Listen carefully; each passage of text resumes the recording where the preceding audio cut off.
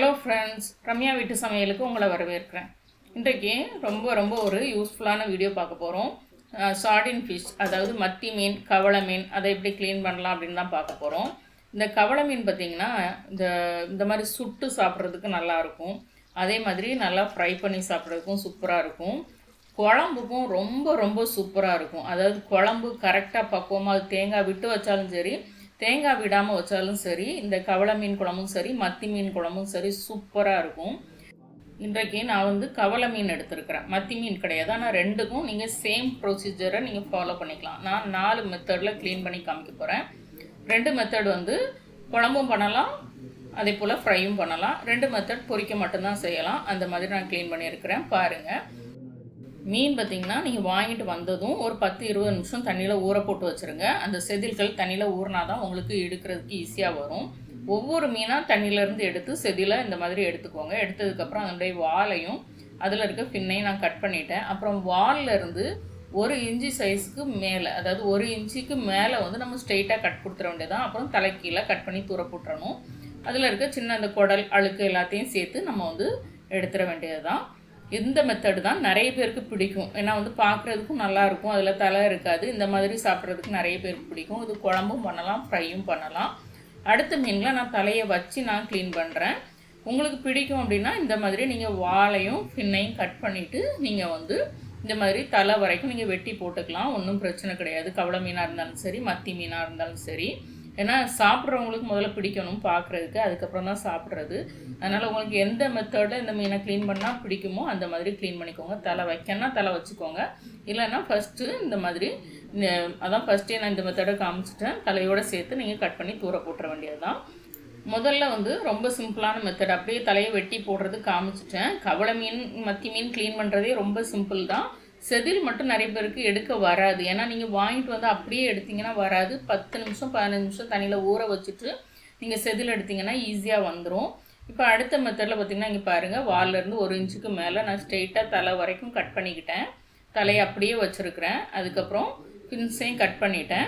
இப்போ நம்ம அந்த கில்ஸுக்கு மேலே இருக்க கவரையும் நம்ம எடுத்துகிற போகிறோம், அந்த கில்ஸையும் எடுத்துகிற போகிறோம். அதாவது அதனுடைய செவுல் அப்படின்னு சொல்லுவோம்ல, அதையும் எடுத்துகிற போகிறோம்.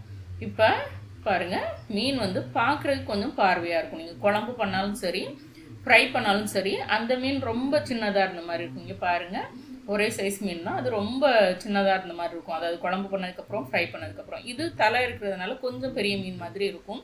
அதுவும் இல்லாமல் குழம்புலாம் பண்ணோம் அப்படின்னா தலையிலேருந்து ஸ்டாக் நல்லாவே இறங்கும். அதனால் குழம்பு பண்ணுறதுக்கு அந்த மெத்தடில் க்ளீன் பண்ணிக்கலாம். ஒருவேளை உங்களுக்கு தலை வைக்கிறது பிடிக்காதுன்னா நீங்கள் ஃபஸ்ட் மெத்தடை ஃபாலோ பண்ணிக்கோங்க. அடுத்தும் இப்போ செகண்ட் பண்ண மாதிரியே தான் நான் பண்ணுறேன், பார்த்துக்கோங்க.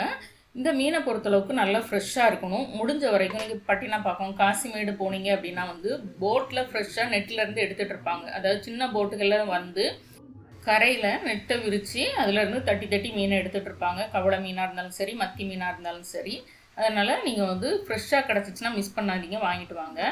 இப்போ அடுத்த மெத்தட் பார்த்திங்கன்னா இது ஃப்ரை பண்ணுறது தான். அதனால் இதனுடைய வாலை நான் கட் பண்ணலை, வாலோடய வைக்க போகிறேன். ஏன்னா ஹோட்டலெல்லாம் சர்வ் பண்ணுறாங்கன்னு வச்சுக்கோங்களேன். சின்ன ஹோட்டலாக இருந்தாலும், ஸ்ட்ரீட்டில் இருந்தாலும் சரி, பீச்சில் ஃப்ரை பண்ணி கொடுக்குறதா இருந்தாலும், இந்த மத்தி மீன், கவளை மீனுக்கெலாம் உங்களுக்கு அவ்வளோ சீக்கிரத்தில் வாலெல்லாம் எடுக்க மாட்டாங்க. இந்த மாதிரி வாலை வச்சுட்டு ஃபின்ஸை கட் பண்ணியிருப்பாங்க. தலைக்கு மேலே இருக்க அந்த கவரை நான் கலட்டிட்டு கில்ஸ் எல்லாத்தையும் சேர்த்து எடுத்துட்டேன். அவ்வளோதான். உள்ளே இருக்க குடல் எல்லாமே கையாலே எடுத்துட்டேன். கையால் எடுக்கும்போது வயிற்று பகுதியில் உள்ள முள்ளெல்லாம் கொஞ்சம் லைட்டாக குத்த தான் செய்யும். நான் ஜஸ்ட் உங்களுக்கு ஒன்று செஞ்சு காமிக்கிறதுக்காக நான் கையால் எடுக்கிறேன்.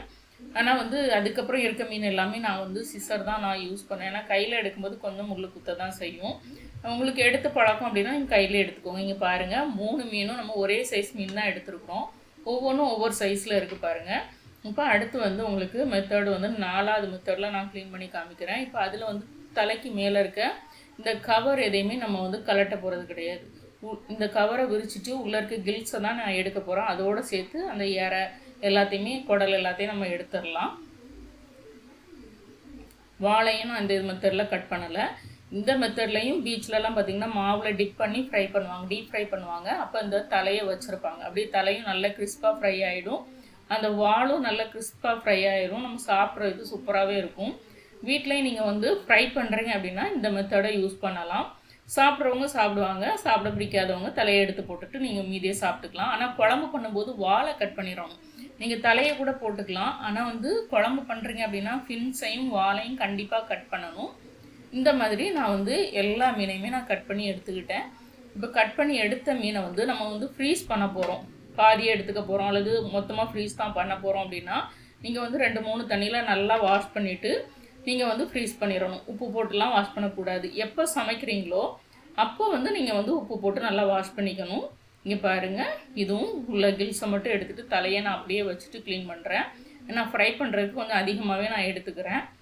ஏன்னா குழம்பு பண்ணுறதுக்கு நான் அந்த 2 மெத்தடில் க்ளீன் பண்ணது எனக்கு குழம்புக்கு போதும். அதனால் ஃப்ரைக்கு கொஞ்சம் இந்த மாதிரி அதிகமாகவே நான் க்ளீன் பண்ணி வச்சுருக்கிறேன். இதை நான் வந்து என்றைக்கு க்ளீன் பண்ணணும் அன்றைக்கே சமையல் பண்ணிட்டேன்.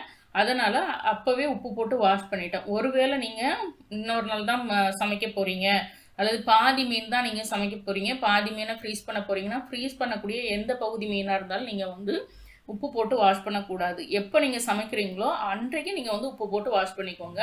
நான் வந்து இதை க்ளீன் பண்ண அன்றைக்கே வந்து மொத்தத்தில் எல்லாத்தையுமே ஃப்ரை பண்ணி குழம்பெல்லாம் பண்ணேன். அதனால் வந்து உங்களுக்கு அன்றைக்கும் வீடியோ எடுத்ததுனால காமிச்சிடுறேன். இங்கே பாருங்கள், நான் மொத்த மீனையும் போட்டுட்டு நான் உப்பு போட்டு வாஷ் பண்ணுறேன். இவ்வளோ மீனையும் சமைப்பீங்களான்னு நீங்கள் கேட்கலாம். ஏன்னா வீட்டுக்கு ஆள் வந்திருந்தாங்க. அதனால் வந்து நான் வந்து ஒரே நாளில் சமைச்சிட்டேன்.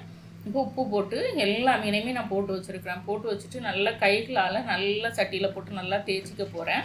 இந்த மீனில் இருக்க முள் வந்து ஷார்ப்பாக ஒன்றும் கையில் குத்தாது. அதாவது வயிற்று பகுதியில் இருக்க ஒரே ஒரு முள் மட்டும்தான் அதை க்ளீன் பண்ணும்போது நமக்கு குத்தும். கரெக்டாக சென்டரில் இருக்கும்.